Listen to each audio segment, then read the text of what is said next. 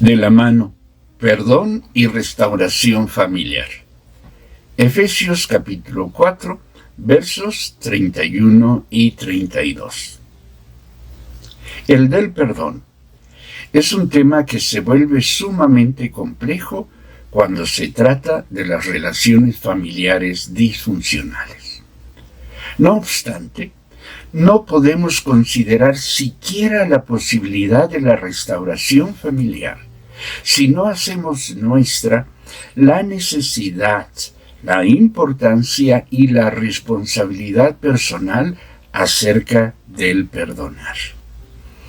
Es cierto que la Biblia no se refiere en específico a la pertinencia del perdón en las relaciones familiares, pero también es cierto que el principio del perdón, al que somos llamados todos los que estamos en Cristo, encuentra en la familia lo que podemos considerar es un primer espacio de necesidad y también de oportunidad del y para el perdón. Generalmente, cuando pensamos en el perdón, pensamos en segundas o en terceras personas. Es decir, pensamos en el otro, en los otros.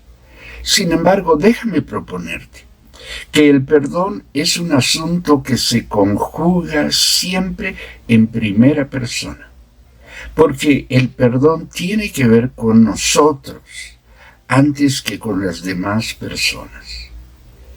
La razón para esto se compone de dos elementos principales.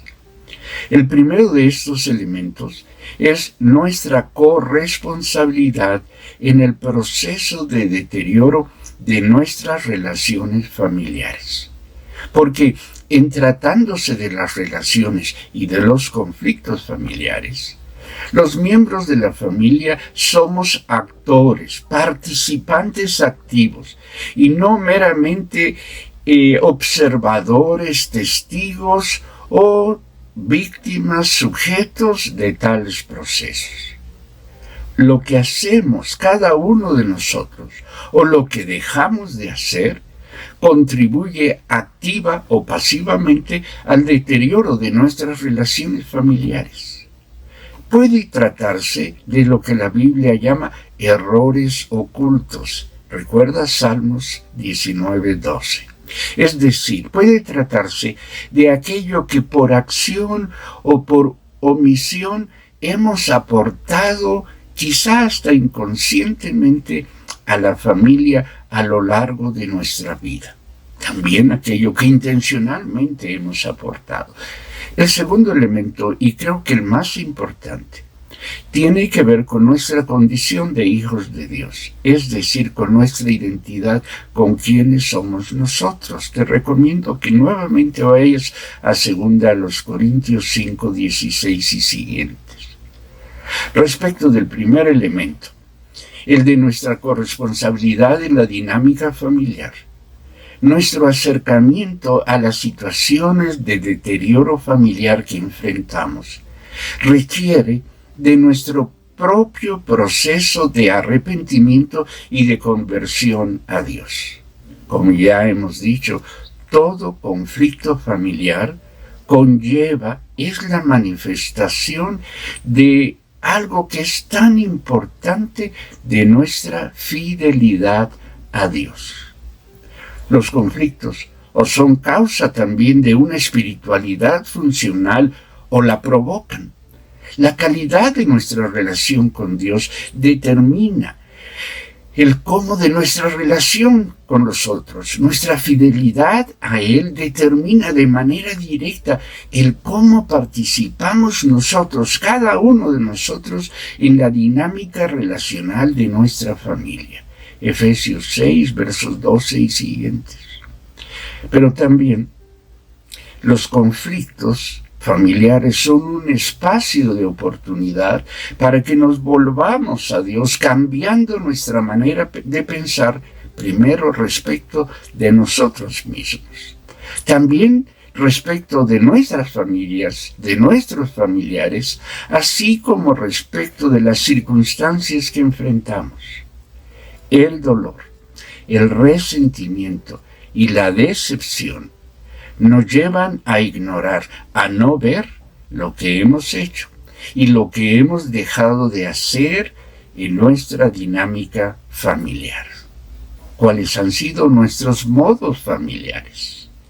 De ahí la necesidad de que humildemente busquemos a Dios y que también humildemente nos volvamos a Él. Desde luego, buscar a Dios para que Él revele qué es lo que hay en nosotros, qué es lo que nosotros hemos aportado, estamos aportando a la disfuncional de nuestra familia, para que también Él nos enseñe cómo volvernos a Él, es decir, qué es lo que necesitamos hacer y dejar de hacer para cambiar nuestra manera de ser familia y de ser en la familia.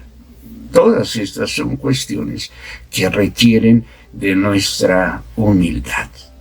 Estas cuestiones requieren que dejemos de considerarnos víctimas y que estemos dispuestos a reconocernos como corresponsables de nuestro ser familia. Y déjame asegurarte que quien humildemente hace esto recibe la bendición de recuperar por sobre todas las cosas su paz con Dios. Y una vez hechas las paces con Dios, estamos en condiciones de enfrentar nuestras circunstancias familiares en congruencia con quienes somos, hijos de Dios, miembros del cuerpo de Cristo, miembros de la Iglesia. Como ya hemos dicho en otras ocasiones, las ofensas recibidas se constituyen en un obstáculo que se levanta delante nuestro, impidiéndonos ser y actuar conforme a nuestra identidad en Cristo.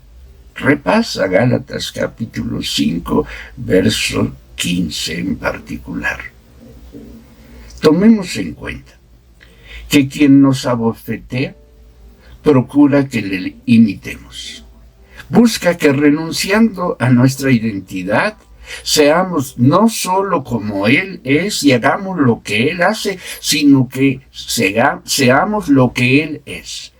Quien nos provoca busca que caigamos en falta.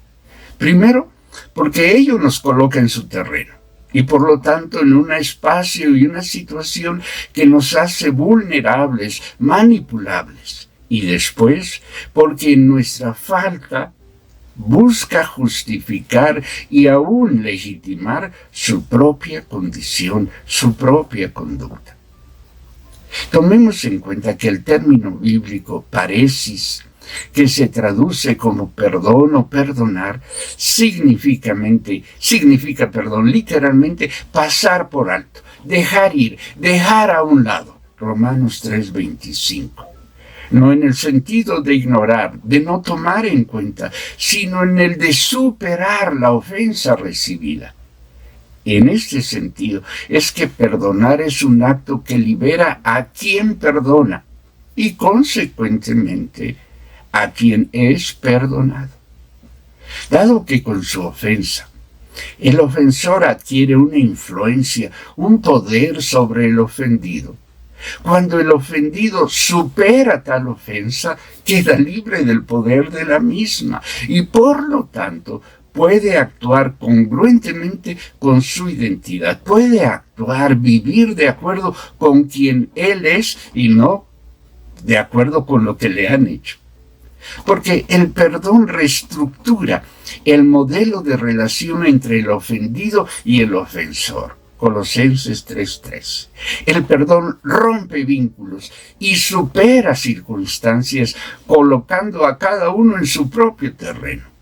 Sobre todo porque permite al ofendido recuperar su libertad y la capacidad consecuente para elegir lo que es conveniente.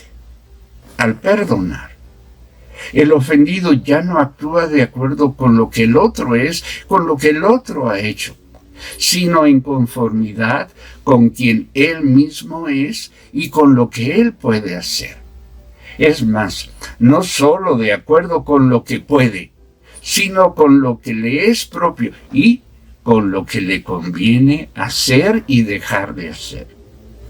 Porque, en efecto, quien perdona es libre para hacer lo que se puede hacer.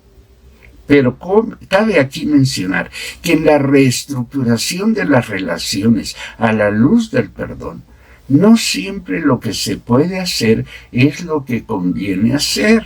Repasa Proverbios 22:3. El perdón abre nuevos horizontes y posibilita nuevos caminos, especialmente para quien ha sufrido el dolor de la ofensa, para quien ha sido lastimado. Lo hace libre para elegir. Y aunque parezca una perogrullada, lo hace libre para elegir seguir siendo libre. Es decir, para no tener que regresar a los modelos de relación que lo han atado, que lo han hecho vulnerable y por lo tanto le han hecho susceptible de ser dañado física, moral, emocional y espiritualmente. Quien es libre, porque ha perdonado, puede discernir los tiempos y elegir lo que conviene cuando de reempezar su relación con quien le ha ofendido se trata. Sabe si en el inicio de la nueva etapa conviene conservar o desechar, adaptar o seleccionar, procurar algo más o asumir las pérdidas. Otra vez Proverbios, ahora en el capítulo 4, verso 26.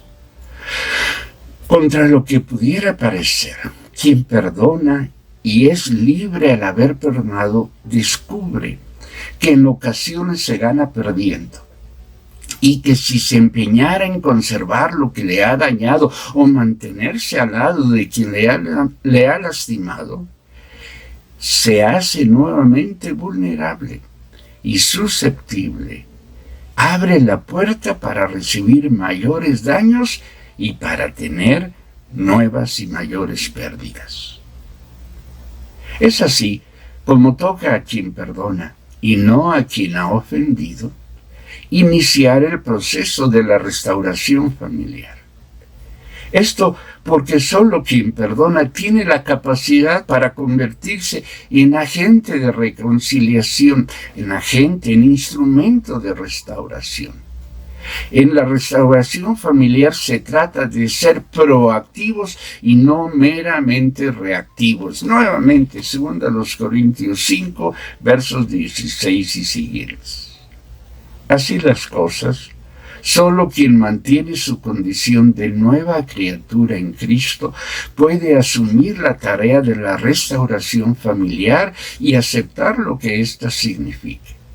Es decir, puede aceptar lo que es posible y conveniente y puede asumir hacer propias las pérdidas, las expectativas no viables y aún puede vivir con el costo de ser fiel a Dios y a sí mismo antes que ceder a la ofensa del otro, sabiendo que en la fidelidad siempre hay lugar para la esperanza y para la recompensa. Los viejos aseguran que no se puede repicar las campanas y andar en la procesión o comer pinole y chiflar. El Señor nos asegura que no podemos amarlo a Él y amar lo que es propio del orden presente de este mundo, 1 Juan 2:15.